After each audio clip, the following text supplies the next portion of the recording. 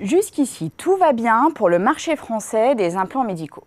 Car force est de constater que le recours aux implants orthopédiques ou aux cardiovasculaires n'a jamais été aussi important. Deux moteurs soutiennent en réalité la demande d'implants selon l'étude de Xerfi. D'abord, les avancées de la médecine permettent d'élargir la cible de patients opérables. Ensuite, les évolutions socio-démographiques sont particulièrement favorables entre le vieillissement de la population, le surpoids et la sédentarité. Bref, le contexte et l'avenir s'annoncent a priori radieux pour les industriels.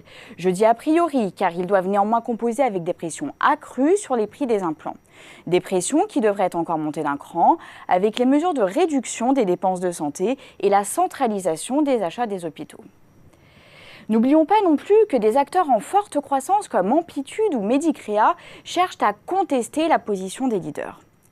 On comprend alors que ces acteurs redoublent d'efforts pour rester dans la course. Ils participent ainsi activement aux opérations de fusion-acquisition sur les deux principaux segments du marché dont j'ai parlé, d'autant qu'ils en ont les moyens financiers. Ils veulent par là atteindre une taille critique pour réaliser des économies d'échelle. Sur le segment de l'orthopédie, le top 5 composé désormais de Puissantez, Medtronic, Zimmer Biomet, Stryker et Smith & Nephew fait ainsi face à de sérieux concurrents. Des concurrents qui ont souvent une offre plus étendue, personnalisée et attractive avec des services de haut niveau. Dans le cardiovasculaire, le trio Medtronic, Abbott et Boston Medical luttent face à d'ambitieux concurrents comme Edwards Lifesciences ou Terumo.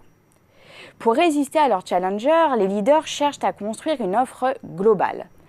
Dans l'orthopédie, par exemple, il s'agit de fournir les instrumentations associées, les logiciels d'assistance et les prestations annexes.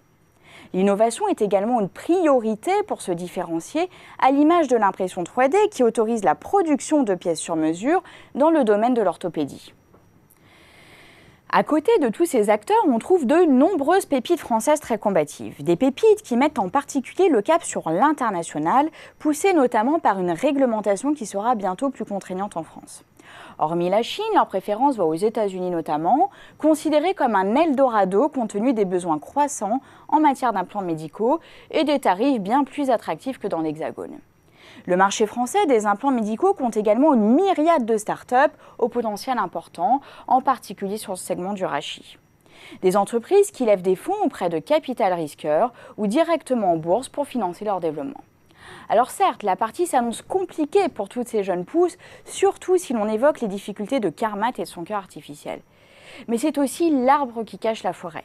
Car notre étude montre que les start-up françaises ont bel et bien une carte à jouer sur le marché mondial des implants médicaux.